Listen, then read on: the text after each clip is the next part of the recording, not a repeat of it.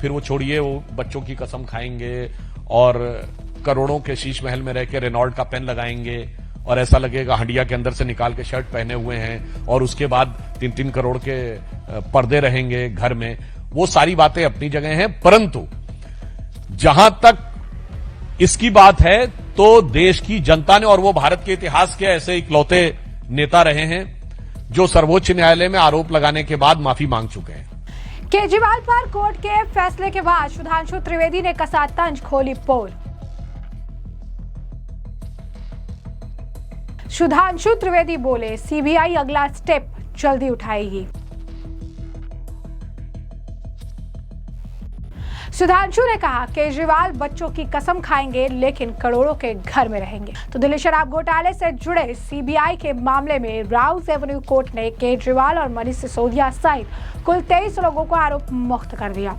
यह फैसला पूर्व मुख्यमंत्री और पूर्व उप मुख्यमंत्री दोनों के लिए राहत लेकर आया। अदालत ने इस निर्णय के बाद भारतीय जनता पार्टी की प्रतिक्रिया भी सामने आई। भाजपा प्रवक्ता सुधांशु त्रिवेदी ने मीडिया से बातचीत करते हुए कहा कि पार्टी फैसले की पूरी कॉपी पढ़ने के बाद ही इस पर विस्तृत बयान देगी। उन्होंने इसे बरी होने को सबूतों के अभाव में निचली अदालत द्वारा किया गया एक तकनीकी विषय बताया। बीजेपी नेता सुधांशु त्रिवेदी ने कहा कि कोर्ट ने सबूतों के अभाव में उन्हें बरी कर दिया है, ये एक तकनीकी विषय है। क्या कुछ और बता रहे हैं वो सुनिए। देखिए, निचली अदालत ने सबूतों के अभाव में उनको बरी किया है, यह तकनीकी विषय है, क्योंकि यह बात भी सही है कि सैकड़ों की संख्या में सिम कार्ड और फोन सबूत के रूप में नष्ट किए गए थे। अब वो किस भाव से वो सबूत नष्ट किए गए थे, उस कारण से सबूतों का क्या अभाव उत्पन्न हुआ है, इस विषय को लेकर जो भी होगा, सीबीआई एक टेक्निकल इशू है, इस पे अगला स्टेप उठाएगी। वो हाई कोर्ट में जाते हैं या क्या होता है। जहां तक पार्टी का संदर्भ है, इस पूरे डिटेल के आने के बाद वह इस पर स्ट्रक्चर्ड रिप्लाई देगी। और यह भी बात विचारणीय है कि यदि सबूत बिल्कुल नहीं थे तो कोर्ट ने चार्जेस फ्रेम करने की परमिशन कैसे दी? If the entire charges were baseless, then the charges were framed. So इसमें there are certain technical issues, and after studying the judgment in depth, party will give a structured reply. जी करो जी।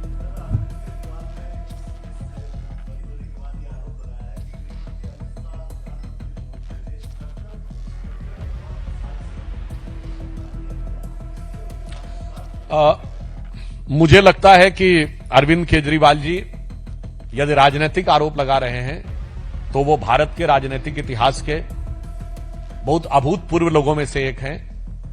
हम लोगों ने 1951 में जनसंघ से बने हुए आज हमें 75 साल हो गए।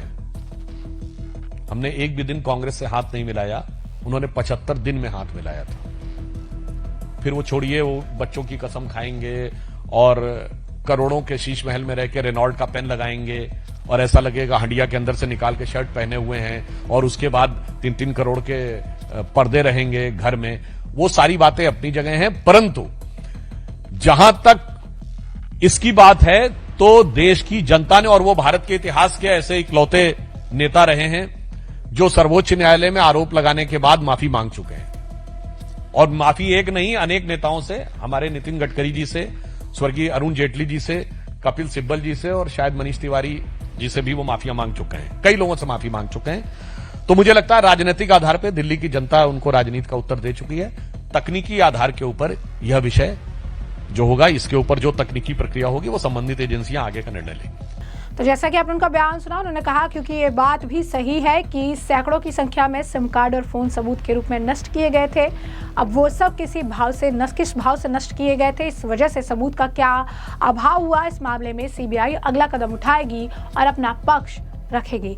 ये तकनीकी मामला है। उन्होंने ये भी कहा कि सीबीआई जो है इस केस में अगला कदम उठाएगी। पार्टी फैसले पर डिटेल में पढ़ने के बाद स्ट्रक्चर्ड जवाब जो है देगी। साथ ही ये भी सोचना चाहिए कि अगर सबूत बिल्कुल भी नहीं थे तो कोर्ट ने चार्जेस फ्रेम करने की अनुमति आखिर कैसे दे दी। इस बीच शराब नीति मामले में कोर्ट द्वारा बरी किए जाने के बाद केजरीवाल मीडिया के सामने फूट फूट कर रोते दिखे और उन्होंने खुशी भी जताई। कहा कि वो ईमानदार व्यक्ति है, उनके खिलाफ भ्रष्टाचार का मामला आज़ाद भारत के इतिहास में सबसे बड़ी राजनीतिक का साजिश थी। उन्होंने ये भी कह दिया कि आज कोर्ट ने हम पर लगे सभी आरोपों को खारिज कर दिया है, सभी आरोपियों को बरी कर दिया है। लेकिन हम आपको बता दें कि केजरीवाल की मुश्किलें कम होने वाली नहीं है, क्योंकि सीबीआई ने अब राउज एवेन्यू कोर्ट के फैसले के बाद अब सीबीआई ने दिल्ली हाई कोर्ट का रुख करने का फैसला कर लिया है। कोर्ट के फैसले और केजरीवाल के बरी होने को लेकर बीजेपी नेताओं की प्रतिक्रिया लगातार जारी है। इस बीच बीजेपी प्रवक्ता आरपी सिंह ने भी कहा कि अभी तो एक कोर्ट से राहत मिली है,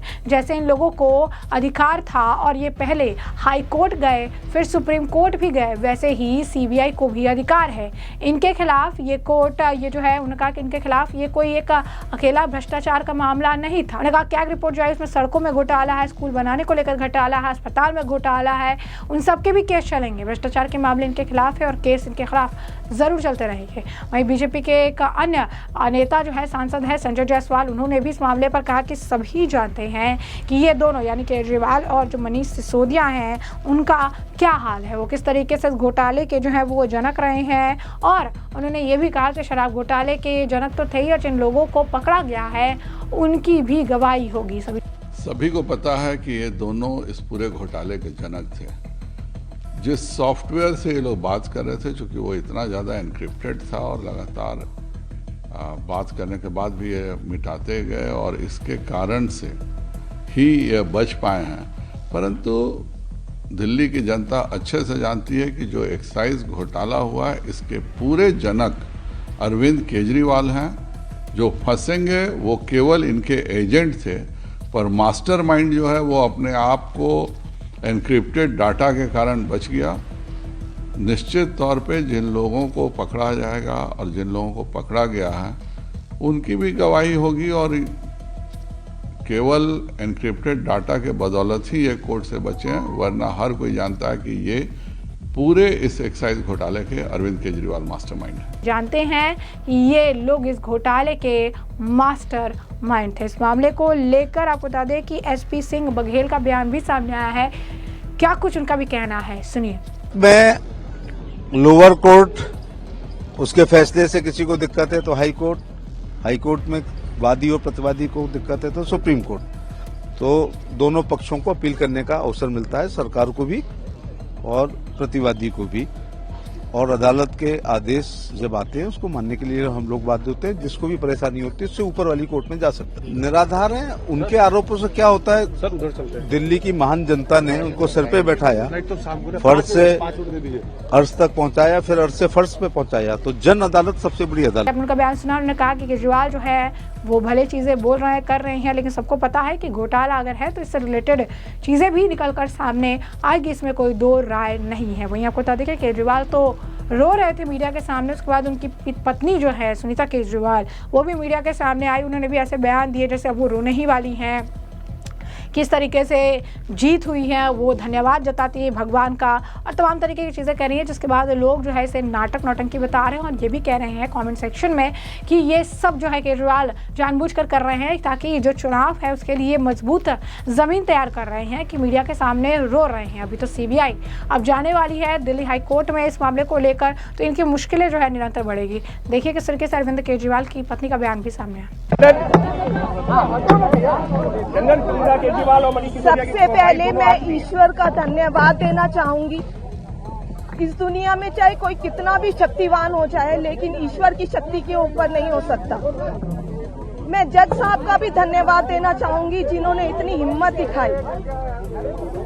अरविंद जी ने पूरा जीवन ईमानदारी से जिया है और उनका एक ही ध्येय है कि ये देश खूब तरक्की करे, लेकिन इन लोगों ने अपने सत्ता के लालच में पिछले इतने सालों से हमारे ऊपर झूठी एलिगेशंस लगाई, हमारे को तड़पाया, हमारे को अरविंद जी को उनके साथियों को जेल में भेजा, बहुत कष्ट दिया, लेकिन मुझे विश्वास था कि ईश्वर हमारा साथ देंगे, सच की जीत होगी। मैं अपने उन साथियों का भी धन्यवाद देना चाहूंगी जो इस समय में हमारे साथ रहे। सबका बहुत बहुत धन्यवाद, शुक्रिया। सुनीता जी, आरोप ये लगा था कि भ्रष्टाचार का मामला है और पूरा चुनाव उसी मुद्दे पर लड़ा गया था और सिटिंग मुख्यमंत्री थे जब उनको जेल भेजा गया। आप लोग ही न्याय दीजिए, बताइए कि किसका भ्रष्टाचार था, सत्ता के लालच का भ्रष्टाचार था या इस सबके बीच तो ऐसे में आपने तमाम बयान सुन लिए और हमने आपको जो ये पूरा मामला है ये बड़े विस्तार से बता दिया है कि ये पूरा मामला क्या है। इस पूरे मामले पर अब आपकी भी जो राय हो सेक्शन में कमेंट करके जरूर से जरूर साझा करिएगा। धन्यवाद।